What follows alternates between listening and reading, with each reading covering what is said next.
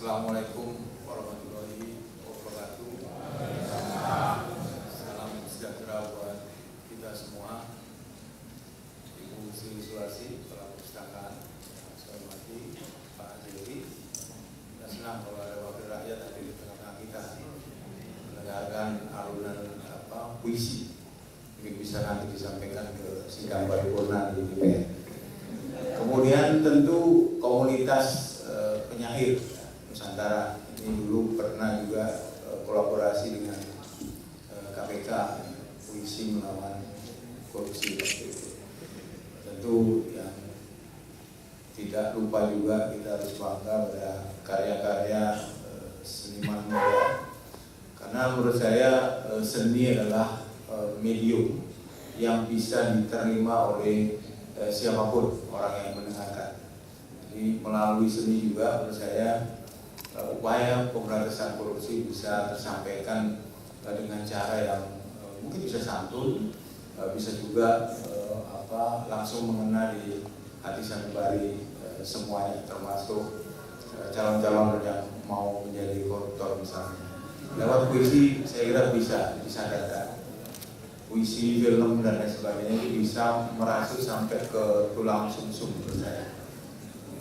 Sehingga ketika saya selaku PLT pimpinan KPK diundang dengan rasa bangga bisa hadir di tengah-tengah para seniman dan Bapak Ibu sekalian yang hadir di sini. Bapak Ibu dan sekalian, pemberantasan korupsi saya kira memerlukan medium ya, dalam konteks peran serta masyarakat. Tanpa bantuan masyarakat atau peran serta masyarakat menjadi tidak ada artinya upaya pemberantasan korupsi yang dilakukan baik oleh penegak hukum maupun oleh stakeholder pemberantasan korupsi. Karena itu saya sangat berterima kasih aktivitas yang dilakukan oleh seniman komunitas penyair Nusantara. Semoga apa yang dilakukan dalam kerja-kerja seni seperti ini bisa dihargai tidak hanya oleh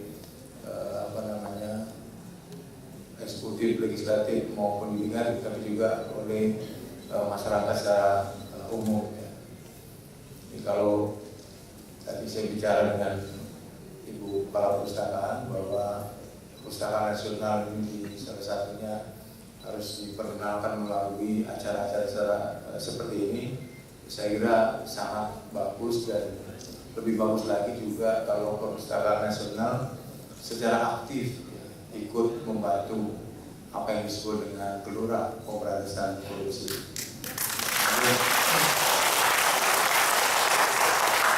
Mungkin sesekali Perpustakaan Nasional ini juga digunakan untuk talk show gitu ya, yang mengundang kayak ILC gitu misalnya.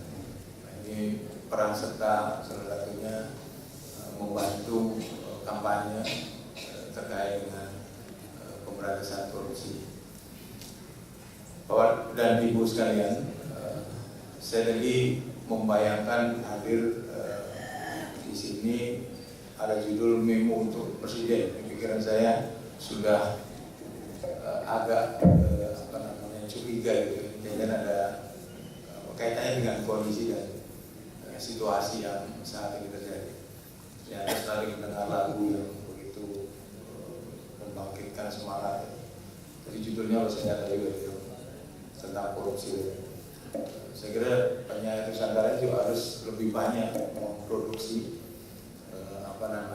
lagu-lagu atau syair-syair yang berisikan membangun semangat pemberantasan korupsi, sekaligus juga mengingatkan tentang nilai-nilai kebenaran, nilai-nilai kejujuran yang sekarang saya lihat sangat langka. Jadi orang seringkali pejabat mengatakan A, tetapi dalam prakteknya dia tidak melakukan A. Jadi melalui penyair nasional ini, Nusantara ini saya kira itu bisa dibangun dulu. Sini juga hadir Ibu Dewi Huges, saya boleh memanggil Ibu karena tentu sudah Ibu sekarang.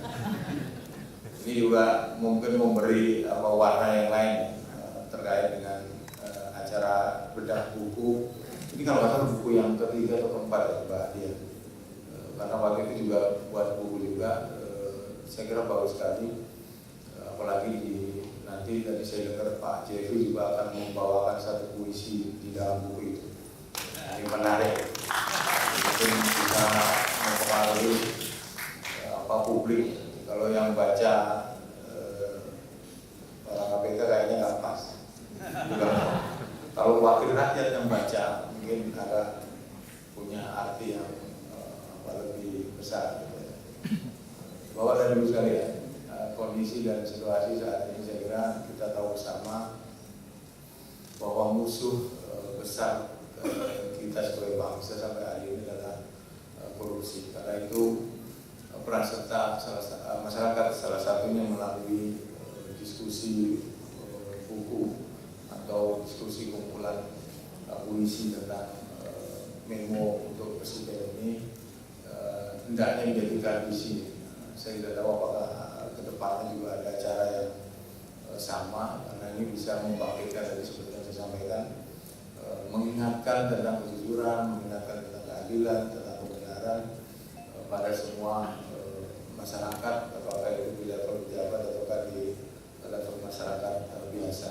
Dengan puisi, dengan syair, saya kira bisa ikut mengubah perilaku yang sekarang saya kira menjadi sebuah kebiasaan, hal yang biasa, perilaku koruptif yang sehari-hari tanpa kita sadari bahwa itu adalah bibit-bibit apa yang disebut dengan korupsi. Apalagi mumpung ada Bapak kita yang terhormat kamu tadi ya.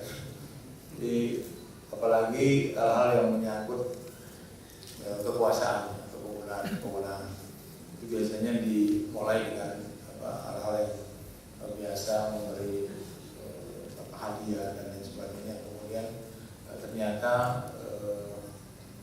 di dalam Undang-Undang 3199 itu bisa dikategorikan sebagai gratifikasi. Nah ini mungkin bisa juga dipoles dalam bentuk puisi tentang gratifikasi. Nah, mungkin saya tantang para ahli syair, para penyair Nusantara untuk membuat puisi-puisi yang bisa menyadarkan level atau diterjemahkan saja undang-undang itu, tapi dalam bentuk puisi. Ini belum pernah ada, saya kira menarik juga ya.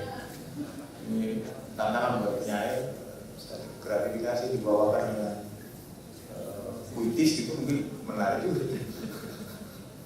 Tapi tentu tidak hanya sebatas baca puisi, saya kira bedah buku ini saya berharap, kami berharap bahwa punya nilai-nilai yang strategis dalam ikut mengubah perilaku atau mengingatkan perilaku pada perilaku yang tidak koruptif. Jadi jangan sekedar baca puisi saja, tapi pendengar atau yang hadir di sini paling tidak ikut meresapi dan kemudian setelah itu pulang merenung masing-masing paling tidak untuk introspeksi diri, termasuk saya juga, termasuk kami di KPK. Bapak dan Ibu sekalian, mohon maaf saya tidak bisa ikut hadir sampai bedah buku selesai karena tentu bukan soal sibuk ya. Pak Jeffrey mungkin juga sibuk juga, banyak pekerjaan yang harus dilakukan. Jadi saya ada rapat sebenarnya, tapi saya izin kepimpinan untuk menyempatkan hadir dan bertatap muka dengan para pejuang pemberantasan korupsi melalui puisi dan syair. Saya kira cukup. Saya bangga, senang sekali diundang ini untuk memberi bukan kata sambutan. Kalau sambutan itu kok pesannya kayak Orde Baru gitu. Tapi sedikit curhat, memang itu dicurhat, atau sedikit berbagi betapa KPK itu sangat memerlukan bantuan dari masyarakat. Saya sampai hari ini masih meyakini bahwa hanya masyarakat yang membantu KPK tanpa disever apa-apa. Jadi, KPK tetap eksis itu karena didukung oleh publik. Nah, ketika dukungan publik sudah mulai luntur, maka saya yakin KPK tidak akan lama. Karena itu kami di KPK selalu melakukan hal-hal yang tidak mencederai ekspektasi publik, tidak mencederai harapan publik dalam melaksanakan tugas sebagai pegawai maupun sebagai